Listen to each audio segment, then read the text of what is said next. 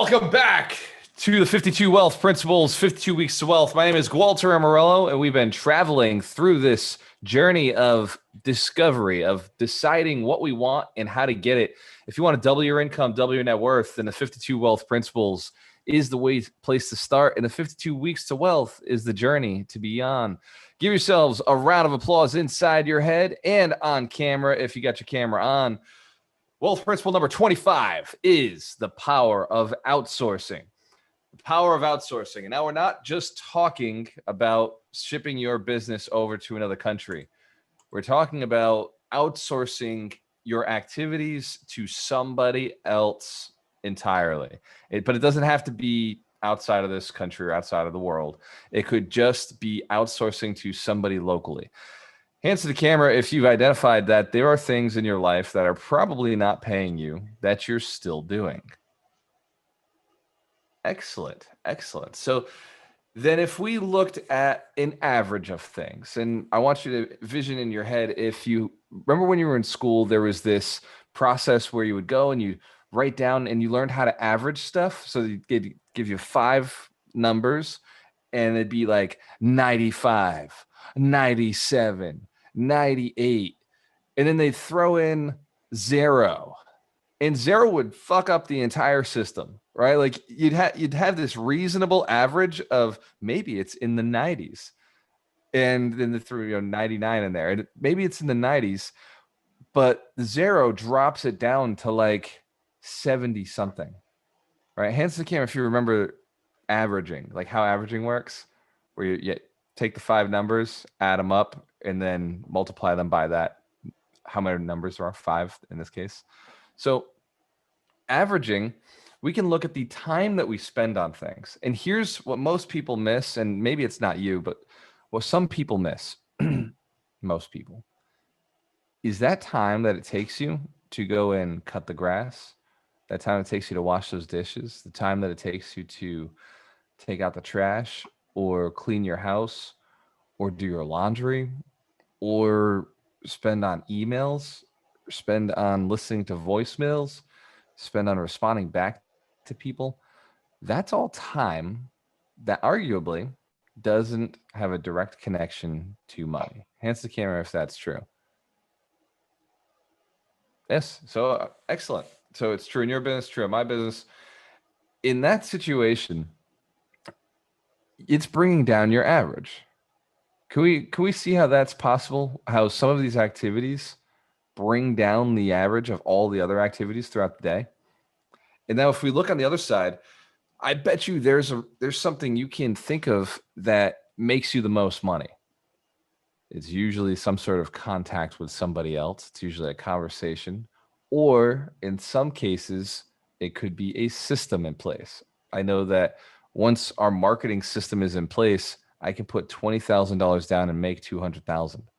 So that particular system may have been time consuming to build, but it's got a very large, almost infinite return on investment. Answer Cam, if you know you've got something like that in your business as well. Everybody does. Everybody does. And if you haven't identified it, I would write that down as a thing to do. Right? What is the one thing such that by doing it, everything else is easier and unnecessary? I would identify the highest leverage point in your business. Seriously, because if you don't see it, you're missing something really important. You're probably working too hard. Here's the other interesting fact. Everybody has a high leverage point. Everybody has a high leverage point in their business, and they're probably not hitting it to their maximum. If for some reason we only go to the leverage point that we're comfortable with. Ask any millionaire on this call. Ask any millionaire that you know. How much did you make last year? They'll tell you the number if they like you. And ask them if they don't think you're the IRS, right? And then ask them what they made the year before, and ask them what they made the year before. The number will usually be very close. The numbers each year will usually be very close. In this community, I will say that the numbers are probably a little higher than average. There's probably an adjustment that's happening as every year you're growing and doubling your net worth and you're doubling your income. But for the average millionaire, it was probably about the same. The year before, the year before that, the year before that. And I'll say this, in our community, there's a chance that there was a 20 to 40% increase in income year on prior to being a part of the community. The reason being, we attract highly motivated people. It's a different type of crowd. But if you go and you ask any other millionaire, the average millionaire, their income stayed about the same with a 10 to 15% increase in income. You ask the average person, their income has literally stayed the same, flatlined, year in, year out, year in, year out, with possibly a 1 to 2% change. That's their 1 to 2% raise. Everybody familiar with that process? How they get that raise? They get all excited about it. Nothing wrong with getting excited about a raise, except for it's only 1 or 2%. Shit, it's not going to change your life. It's not going to make a difference. Inflation is 5% right now. You're losing, right? If you're getting 1 to 2% as your raise for the year, it doesn't even cut inflation. Doesn't even touch it. The country is in trouble. And if your activities are not giving you that raise that you deserve, then you're in trouble. You got to change what you're doing. You got to change what you're focusing on. So outsourcing, the power of outsourcing is this. Any job or task, I think for people starting out, any job or task that is under $25 an hour, like if you could pay somebody under $25 an hour to do it, put it under scrutiny. And I would put all tasks under scrutiny, including some of the stuff that you wouldn't expect. There are some things that I've outsourced, like washing dishes. I don't do. I instead use paper plates because paper is biodegradable and I don't feel bad about throwing it away. Those utensils like are so easy to wash. I don't mind washing the utensils, but the plate, the pan, the cup, I eat out most of the time in order to avoid washing dishes. The laundry, man, Dorina has been killing me this last year. But generally, I just drop my laundry off at somebody and they wash and fold, and then we take it home. Dorina has this washer machine, or as I like to call it, the time suck of the week, where she goes and she puts all the clothes into this hole, and then they come out wet, and then she throws them into another hole and they come out dry. And then they sit in our house for about a week before she decides to fold them. And does anybody know what I'm talking about? Has one of those machines in their house? It is not just killing 2 hours of our life. I promise you it's killing way more than that, because the amount of times I hear about it a week, oh, I gotta do laundry. Oh, I gotta fold those clothes. Oh, they're still sitting there. Hands to the camera if you've ever done this before to yourself. Yo, that is torture. That is absolute torture. Your time is more valuable. You're not a freaking folder of clothes, right? That is, Ron, how much do we pay the person who does our clothes, who does our laundry? Usually about $30 a load. $30 a load. Ish. No, it's like $30 every 2 loads. I recall. No, that's every time So I'm remembering from when Shelby used to live here. Got it. So yeah, it used to cost me, I'd say a month, maybe $60. A month, $60. I drop my clothes off twice a month, and then I'd just go and unpack the 2 bags each time, and I'd put them away because they were folded perfect. By the way, I had to adjust my system to how they folded the laundry. Got that from me. What is it? You got that idea from me. Let's give Ron Bowling a round of applause. Clearly, he wants the attention or the credit. Ron is right most of the time, so I did get that from him. And he was right. He saved me like so many hours just from that one hack. I haven't cut my grass. In fact, I don't even remember what cutting grass feels like. I mean, I think that also, if you're not in a place where you can afford to hire out those different things or go have your laundry done at this point, the biggest time suck is complaining about it or getting frustrated about it instead of just jumping in and taking the 15 minutes to fold a thing of laundry or to the 2 minutes it takes to take the laundry and throw it in the hole that he's talking about or switch it over. It doesn't take that long, but when we sit there and start overthinking how bad it sucks or how much time we're losing, you're actually putting way too much time or thought into it, because it's really actually pretty easy to wash a dish or to do laundry or anything like that. But our ego will make it a very long process and then congratulate us on how much we got done when we didn't do shit. And you could also use that time, if you have to, net time. Read a book with your ears while you're folding the laundry. What we do. Yep. That's right. And so, guys, gals, I'm going to keep this one short this week. We're going to go to about 10:25 and then start with Mike's book of the week. And then we're going to open it up to the coaches and questions. Hands to the camera, if that's okay, for changing the format just a little bit. In the past, I'd run these a little too long to make great content for YouTube. And so priorities, right? We got to make sure the content's great. So we're in this process of identifying. Remember last week, Wealth Principle 24, where we were talking about how you have to get really mad about things and the things you failed at and the suffering and the stuff that went wrong, and then write them down. Hands to the camera if you did that exercise. Excellent. Excellent. Hands to the camera if you know it was a valuable exercise. So now we're going to take that exercise and we're going to put it into place, into action. And like Terry was saying, if you can't afford to bring on that VA or that person to replace you in these activities, it's time to write some freaking goals. It's time to increase your income so that you can get more of your time back. You're a slave to your own devices. You're a slave to your own life right now. And there's stuff that you'll convince yourself that is fun, that you like to do. If that truly is the case, like I wash my own car sometimes, not the outside, the inside. That is something I enjoy. I listen to music like Doug was saying, and I have a blast doing it. But that's where I draw the line with labor. I don't enjoy doing any of the other stuff. And because I know it's a waste of my time, it just doesn't add value. It doesn't do good. I live in Florida, so going outside to wash my cars is fun. Yeah, it's like my only time outside, and I enjoy that. Hands to the camera if you are ready for an exercise on how to outsource and how to get the money to outsource. Excellent. First, you take that list that you wrote last week. You have identified the things that went wrong in your life. And this week, I want you to add a whole other section to it. The things that you spend your time on. This is the things that you spend your time on, not the things that you don't want to do, not the things that you did do that made money. All of the things. I woke up. I sat in bed for 15 minutes. I shut my alarm off for 15 minutes.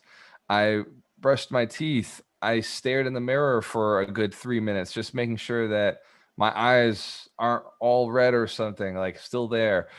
Track literally every minute, and you'll start noticing micro habits of failure, and you'll start noticing some things that do really well for you. But in those moments, you can make your life far more efficient. In every single one of those moments, between that 30-minute block, 20-minute block, how many times, and I don't see Mitch Jorsky on the call, but how many times did I open Leo Finance or Cub DeFi today? Did I open it more than once? Because really, I only have to auto compound one time. And if I'm opening it 2-3 times, that means there's something going on where I'm being inefficient and I'm losing time. Am I on Facebook reading the feed more than one time a day or more than 2 times a day? And am I reading for intention, or am I reading for just entertainment? Same with any of the platforms. By the way, I did some research yesterday. The average time on Facebook is up 2.5 hours a day. Average time on Facebook. Average time on Instagram up 30 minutes a day. Average time on Snapchat is up 30 minutes a day. The average time on Twitter is up. Even the Twitter folks are spending more time. 3 minutes and 15 seconds. So if you're going to have a social platform that doesn't take a lot of time, get on the boring one. Get on Twitter. But the point is that people are losing their lives to something that isn't moving them forward. Hands to the camera if you know that's a problem. Yeah, that's an issue. They're spending all their time watching and not spending any time creating. They're consuming content instead of creating content. We live in a world where if I tell them to do a video, they're like, oh my God, I can't do one video a week. That's insanity. But they'll watch 30 to 100 videos a day. A day. We got an issue, right? We got a problem. You don't make money from consumption. That's the American way, right? Just to keep consuming because it feels good. Yeah. You make money from creation. You make money from creating content. So anyway, outsource that shit to somebody else. Let somebody else find out what's going on in your world, in your life, and send you a text so you can go create something, go make something, earn something, call somebody, contact somebody. Facebook is for messenger. That's all Facebook is for, right? If you're not messaging somebody on Facebook, you're not making money. Money, the good stuff. Uncle Benjamin, right? These guys. So, outsourcing. Here's the secret. Write a list of all the shit you do, all the stuff, the garbage, and write a list of all the champion moments. And I want you to do more champion moments, less garbage. There are different ways you can outsource. You can outsource with a VA, virtual assistant. You can outsource with partnerships, strategic partnerships like the coaches. You can outsource with employees. You can outsource with systems. You can outsource with powerful tools and systems like our CRM programs. You can outsource with a new habit, or as Terry likes to say, a new routine, something that you memorize and do consistently. Sometimes the inefficiencies of your day will blow your mind. I was talking to Dorina yesterday as I was preparing for this talk. And as I walked across from our porch over to the kitchen, I picked up 2-3 cups and a bowl, and I put them in the sink.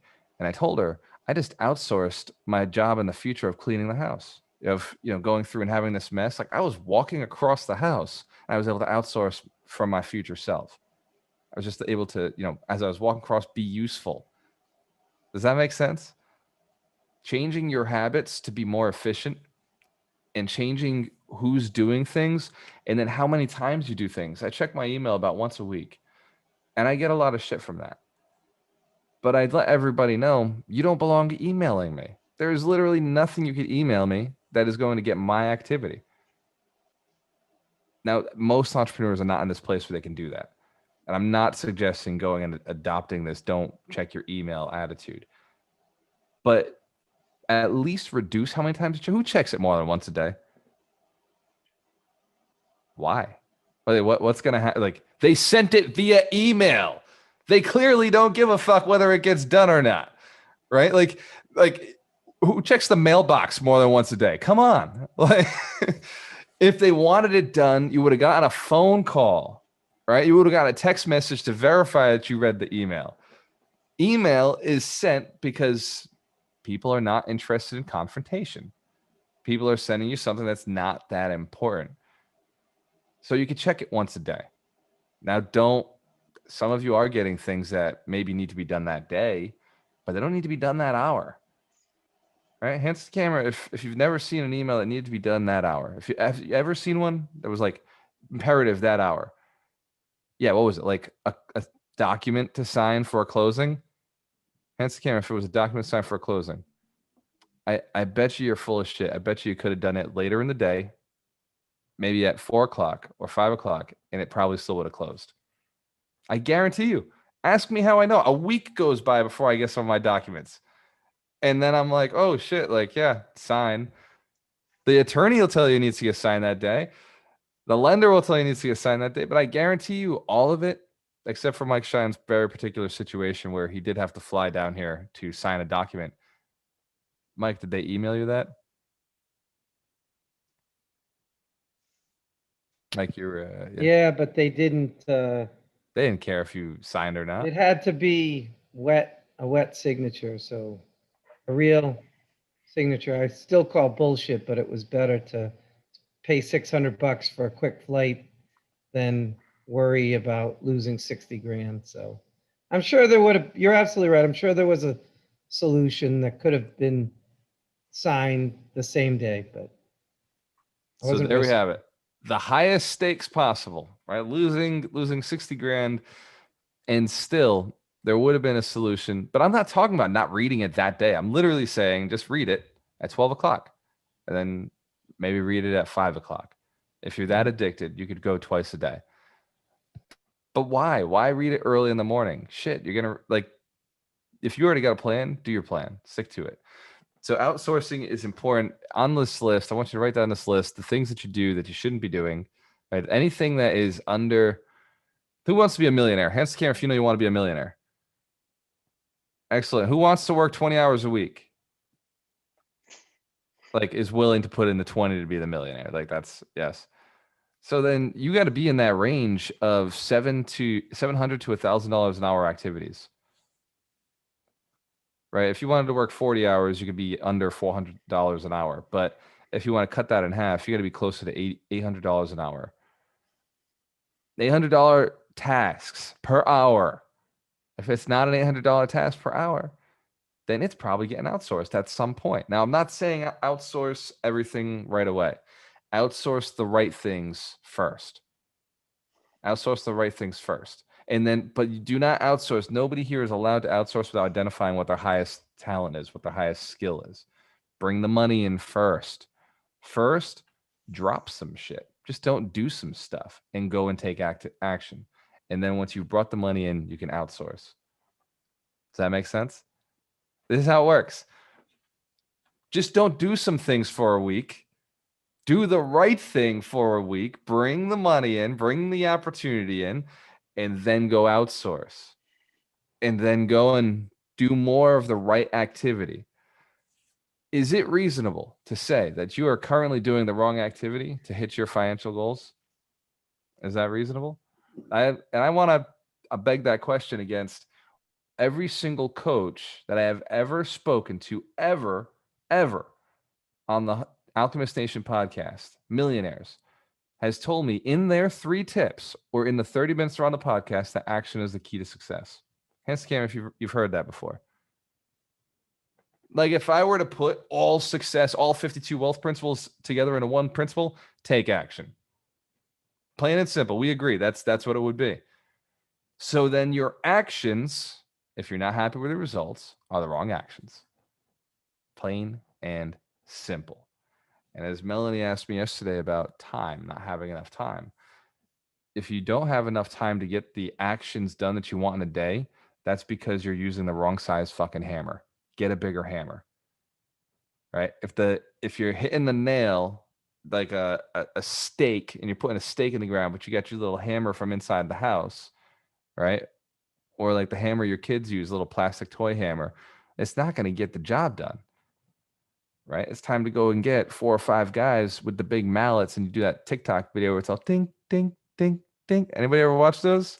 Where the 4 or 5 guys are slamming a big stake in the ground and somehow they get it done. You got to ask the right people and get the right tools and then take the right action. Hands to camera, if you're committed to taking this list and solving some problems this week, I've given you the math to it. The math is here. The math is simple. The action of actually scrutinizing your week and identifying your highest leverage point and your lowest leverage point is the work. It's the action. And that's the hardest part. That's the part that for most entrepreneurs is easy to forget and easy to ignore and easy not to do. I'm telling you, the easiest things are the biggest things that will give you the best return. Yes, they're outside of your comfort zone, but they are easy. They are simple. Success is not complicated. Success is simple. $1 million is simple. It's easy. This action will get you there. If I easy argue, if I was doing $1 million activities, I'd make $1 million. Right? We could say that. If anyone does $1 million activities, they can make $1 million. If anybody does $1 million in a week activities, they can make $1 million in a week. Yes? The problem with most people is they're like, I'll do $1 million in 3 years activities. I'll do $1 million in 5-year activities. I'm breaking it up to do it this way. I want you to decide to shorten the timeline. Decide to get a sense of urgency. Decide to get a little bit crazy with your goal.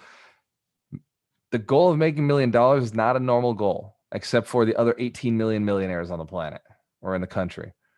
We're the only ones that think it's normal. But for everybody else around you, they're going to tell you you're crazy. When you say, I'm aiming at working and making $1,000 an hour, they're going to think you're nuts. Is it okay to be considered nuts? I think so. I think so. When I hit $1,000 an hour for the first time, it blew my mind. And the reason I hit it is because I was aiming at it. Until I aimed at $1,000 an hour, I hadn't earned the right. Remember what I told you a few weeks back? Go to bed with gratitude. Do not go to sleep if you haven't earned it. If you haven't earned and been thankful for what you got, thankful for what you're creating, faith, like with faith that you're getting it, you haven't earned sleep. Well, it's the same thing with this goal. If you want $1 million, don't go to bed until you've set the goal, set the intention to be worth $1,000 an hour. If you don't know what your $1,000 an hour activity is, it's time to do some research, time to do some soul searching, time to do some freaking math, like figure it out. I did it for agents. I did it for agents a while back. Agents, if you're spending more than 30 minutes with a client, you're losing money, literally losing money. Client time should be closer to 5 to 10 minutes. If you want to make $1,000 an hour, your client time must be 5 to 10 minutes. The first thought, that's impossible, right? Hence, camera, if that was your first thought. It's not impossible. Shit, my clients don't even get 5 to 10 minutes from me. And yet I still make their money. I do everything in groups. I market, spend money on marketing, and I have other people do the clients. So my time is spread across. I can have 100 clients in a room. And my time, even though I'm there for an hour or 30 minutes, is spread across everybody. Hence the camera if you see that right now, happening literally right now. So it is possible. And this is just one example of it. The other example of it is I get a phone call, I have a conversation, boom, I fire it off. Or a lead comes through Facebook, or a lead comes through Bigger Pockets. I text them, I send them to somebody to get the job done, and I'm out. Less than 5 minutes per contact, per client. So how do you value your time? What is each client worth? How long are you spending with them? How are you servicing them? Where is the system broken? The system's broken somewhere if you're not hitting your goal. There's Kevin Pereira asks, is there not as much profit outsourcing?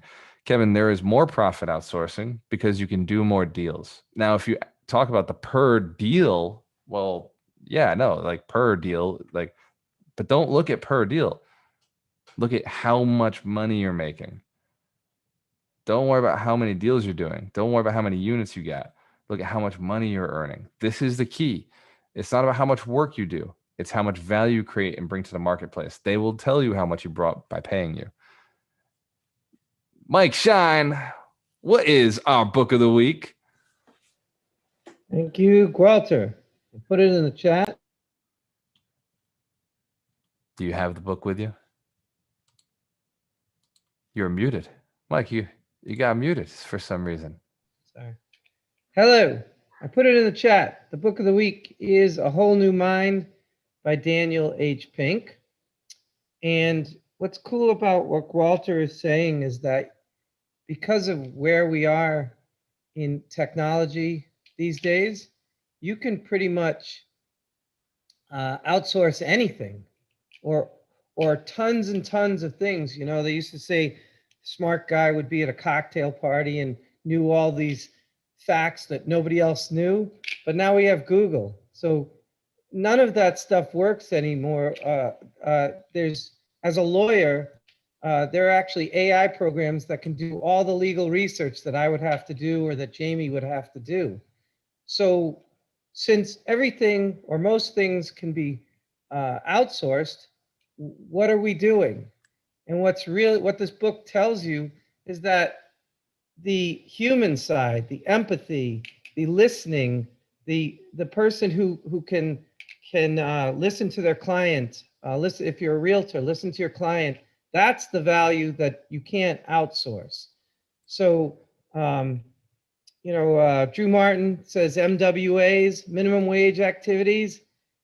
Any of those activities, doing laundry, doing dishes, cutting the grass. It's in all the books that we read, especially Gary Keller. He always says, don't be doing those things. But this book points out that, okay, now you've got all this free time. What are you doing? And it's all the right brain stuff. It's analytical stuff. It's helping people in a human and personal way. So it's a neat book, especially if you're like into like the science of it all. I really like this book, and yeah, so it's A Whole New Mind by Daniel Pink, and I recommend it. It's cool to see what we'll be doing in the future. Thank you. Let's give Mike Shine a round of applause. And speaking of our future and how you can advantage yourself so you can double your income, double your net worth, go to ibuildmillionaires.com/summit and check out the summit for Orlando. We're doing the 100 Millionaire Summit. We're going out there, all of us, for 3 days straight, and we're going to reset your financial blueprint. If you're having a hard time with automating, if you're having a hard time with getting more done, if you're having a hard time with accomplishing your goal of increasing income, we're going to solve that problem with all of our coaches live in person. We'll be signing books. We'll be hanging out. We'll be taking selfies. But more importantly, we're going to be putting you through a rigorous training for 3 days straight. The 100 Millionaire Summit is the most efficient learning weekend that you will ever experience.